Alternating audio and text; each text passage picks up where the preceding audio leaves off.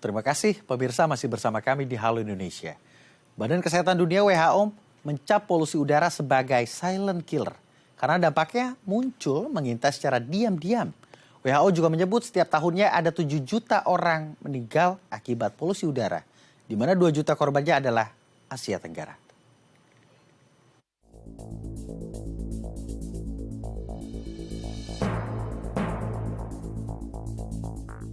Salah satu masalah lingkungan yang sedang dihadapi masyarakat dunia saat ini adalah polusi udara. Untuk ditangani khusus karena menjadi salah satu penyebab utama kematian. Polusi udara dianggap sebagai silent killer atau pembunuh senyap oleh Organisasi Kesehatan Dunia WHO karena dampaknya mengintai secara diam-diam. WHO juga mencatat setiap tahunnya kematian akibat polusi mencapai 7 juta jiwa per tahun, di mana 2 juta korban diantaranya berada di Asia Tenggara. Polusi yang berasal dari kebakaran, kegiatan industri dan kendaraan mengeluarkan partikel karsinogenik sehingga dapat menyebabkan penyakit paru-paru, jantung, dan stroke. WHO memprediksi angka kematian naik menjadi 50% akibat polusi udara apabila tidak segera ditetapkan kebijakan yang solutif. Kita akan membahasnya bersama dengan Diki Budiman selaku peneliti Global Health Security Griffith University Australia. Kang Diki, apa kabar? Selamat siang.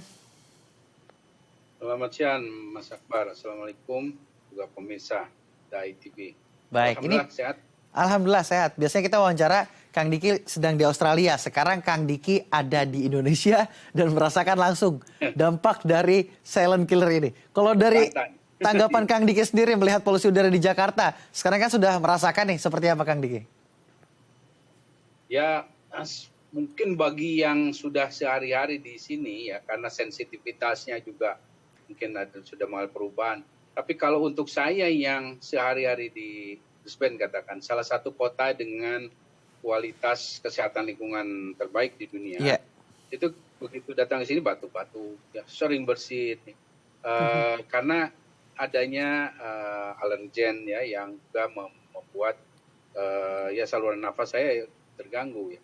Dan ini yang kalau sampai menyebabkan sesak tidak karena saya bukan yang punya alergi seperti asma, tapi ini sebetulnya sudah di indikator ya, bahkan kayak saya kalau ke India, ke beberapa kota di China juga ya sama tuh, kalau buruk saya pasti batuk-batuk. Nah, ini sebetulnya adalah refleks ya, mekanisme tubuh ya normal yang merespon adanya satu kualitas atau kondisi udara yang buruk ya, yang buruk.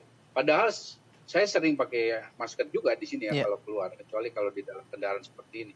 Dan ditambah lagi kalau pagi-pagi nih, saya misalnya di salah satu apartemen di Jakarta, ya nggak usah terlalu siang ya, jam 6, setengah 7 udah kelihatan kota ini berkabut, tapi bukan kabut dalam artian yang sebenarnya yang sehat, tapi ini adalah kabut polusi yang antara lain sebetulnya indikator untuk melihat ini polusi atau tidak ya, lihat langitnya kalau nggak biru, ini langitnya kan kusem gini ya, betul-betul. Itu artinya kabut dan itu tidak sehat. Apalagi kalau bicara malam ya, banyak indikator-indikator lingkungan yang nggak usahlah bicara kadar CO-nya, karbon monoksida ataupun NO2-nya. Tapi dari sisi lingkungan saja ya, dari sisi birunya langit, dari sisi kunang-kunang katakanlah, dari sisi ada yang disebut dengan lisen. Lisen ini semacam tumbuhan gabungan antara jamur dan alge yang harusnya bisa kita lihat ya di hutan-hutan kota gitu. Nah ini nggak ada. Dan itu artinya udah buruk, kualitasnya buruk kualitas udaranya. Baik, benar sekali. Saya setuju dengan Kang Diki. Saya menggunakan transportasi umum nih, kalau di melewati stasiun Gambir itu kan melihat gedung, wah itu sudah berkabut sekali Kang Diki. Dan saya ingin Anda mengkritisi hal ini. Ini kan kejadian yang menahun, kita terkungkung di bawah polusi begitu. Dan kita terjebak dalam udara yang tidak sehat. Bertahun-tahun dilakukan penindakan, besokannya terjadi lagi. Kalau Anda melihat beberapa kebijakan yang dilakukan oleh pemerintah sejauh ini, apakah benar-benar sudah serius? Saya kira belum ya kalau dikatakan serius ya, karena kalau bicara keserius itu itu bisa merujuk contohnya adalah pemerintah China. Jadi 15 tahun lebih lalu kondisi China jauh lebih buruk dari saat ini Jakarta.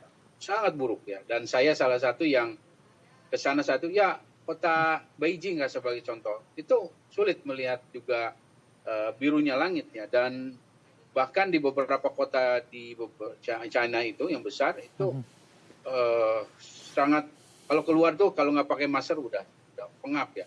Apalagi kalau bicara kota-kota India ya, itu sama seperti menghirup udara di luar ruangan, itu sama seperti menghisap 5 batang rokok sekaligus. Nah, ketika keseriusan dilakukan dalam hari pemerintah China 15 tahun kurang lebih lalu, itu semua potensi yang berkontribusi pada perburukan kualitas udara itu ditangani, direspon, diminimalisir, bahkan diganti gitu. Misalnya kalau bicara batu bara ya diganti ya, atau misalnya minimnya transportasi publik ditingkatkan dengan yang ramah lingkungan. Hal-hal seperti itu dengan banyak sekali turunan-turunannya membuat kondisi China sekarang malah sangat-sangat baik. Terakhir saya ke sana ya, artinya kan sebelum pandemi itu sudah bagus sekali kualitas udara, apalagi sekarang gitu. Nah, ini kalau tidak dikomitmen serius ya, kita akan mengalami penurunan kualitas kesehatan. Tadi sudah disampaikan bahwa ini adalah pembunuh yang pelan-pelan ya. Karena bicara kanker, bicara penurunan kualitas bahkan kecerdasan, dikaitkan dengan kecerdasan atau bahkan penyakit seperti jantung, diabetes dan lain sebagainya, ini bisa dikaitkan dengan polusi udara, apalagi dengan kualitas udara yang dihirup oleh anak-anak gitu. Nah, ini yang artinya kalau tidak serius ya, kita akan punya masalah kesehatan untuk generasi berikut yang disebut dengan nanti bonus demografi itu ya, jumlahnya yang banyak tapi sakit-sakitan. Baik, artinya respon pemerintah kita juga dianggap lamban ya Kang Diki. Saya meminjam pernyataan Kang Diki. Kang Diki, Anda melihat ada beberapa peningkatan kasus seperti kasus penyakit ISPA dan juga beberapa penyakit kasus ISPA yang juga dialami oleh balita. Hal ini terus terjadi. Lalu bagaimana ya masyarakat untuk menangkal hal ini jika pemerintah tidak cepat tanggap? Sebaiknya kita juga melakukan proteksi terhadap diri kita sendiri terkait paparan udara yang sudah tidak ramah di lingkungan. Tanggapan Anda, Kang Diki? Ya, ini yang juga tentu akan sangat bervariasi antar masyarakat, tapi setidaknya meminimalisir kegiatan di luar. Ya, apalagi ini jadi kalau bicara polusi satu aspek, misalnya polusi udara, umumnya negara atau wilayah itu juga punya masalah dengan polusi air, dengan polusi tanah. Gitu. Ini karena selain sebagai PhD di bidang global security, ini saya juga master saya di bidang epidemiologi dan environmental health. Ya. Nah, jadi artinya kalau ada kondisi seperti saat ini di Jakarta katakanlah sebagai contoh, karena kota lain juga bukan berarti tidak ada ya, tapi mungkin kadarnya aja berbeda. Berarti ada masalah ya, mungkin sampahnya, ada juga masalah di airnya dan lain sebagainya. Nah, ini karena menggambarkan adanya kebijakan atau policy yang tidak mengadres atau merespon ya, atau mengantisipasi potensi dari perusakan lingkungan itu atau kualitas udara. Nah, dalam konteks itulah kita sebagai masyarakat ya, sebagai contoh, bila masyarakat yang memiliki lahan yang cukup memadai, ya mau tidak mau peran kita adalah tetap menjaga, menumbuhkan pohon ya, karena bicara polusi itu mau nggak mau peran dari tumbuhan hijau ini sangat bermanfaat ya, untuk mengurangi dampak. Selain itu ya minimalisir peran kita dalam perburukan itu dalam menggunakan kendaraan yang buruk, emisi pembakarannya, atau bukan dalam aktivitas sehari-hari di rumah. Jadi sampah jangan dibakar ya, ini selalu saya sampaikan.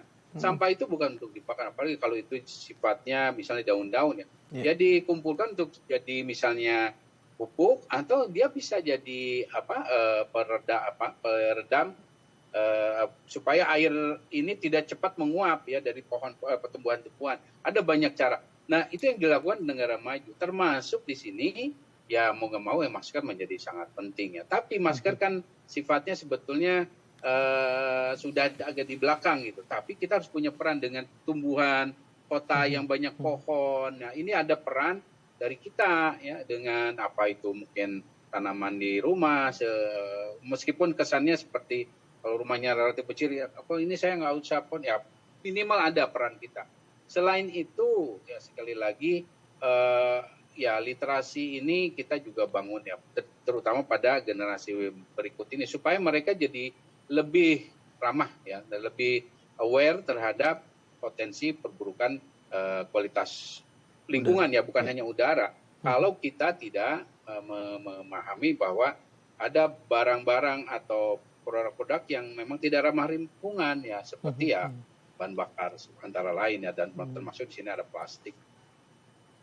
Baik, artinya penyelesaian terkait polusi udara di mana ini menjadi pembunuh secara senyap, ini harus diselesaikan secara kompleks begitu ya, dengan jangka waktu yang panjang, tidak bisa reaktif hanya dengan sebentar. Terima kasih Kang Diki telah berbagi bersama kami di Halo Indonesia.